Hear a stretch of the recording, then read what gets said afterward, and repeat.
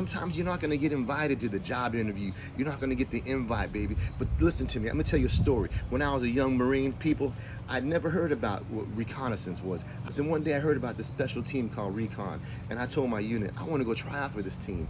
And my unit laughed at me. They said, listen, you gotta be invited to go to that thing. So one day I just decided I'm gonna show up. And I walked up to the company, to reconnaissance company, and I went and I talked to the first sergeant. I said, First Sergeant, I wanna try out for Recon. And he looks at me and says, son, you have to be invited to try out for Recon. But I was so persistent. First Sergeant said, you know what, let me talk to the XO. Let's see if we can get you in for an Indoc.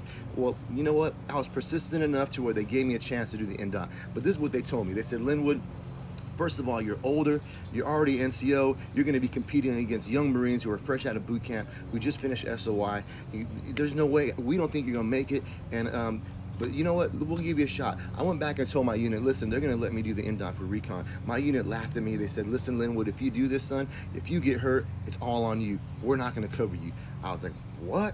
I'm a Marine. Anyhow, I went one morning at 2:30 in the morning. I got and went to Las Pulgas Pool over in Camp Pendleton, and we started the Indoc. There was 13 Marines that started out. One of them was a Navy corpsman who just finished BUDS. I don't think he graduated from BUDS though, but he was there, and the rumor was he was at BUDS. Anyhow, 13 Marines. I was the only NCO. I was the oldest guy there, and these young Marines were in shape. They were ready to go. But you know what happened? The first thing, the thing that destroyed everyone was the pool. You get in the pool, you get in the water, it just messes you up. If you're not capable of doing the things they need you to do in recon and in the indoctrination, you're gonna fail. We lost 11 Marines in that pool. They didn't make it. Only two passed the swimming part. It was me and another Marine, a young PFC, and then they let the corpsman come through anyhow, even though he didn't qualify in the swimming area. They let him through because I guess he had been through BUDS. I don't know that story though.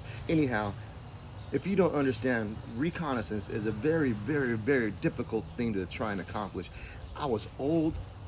I was in good shape, because at the end of the day, after all the hard stuff they put us through in that indoctrination, I qualified.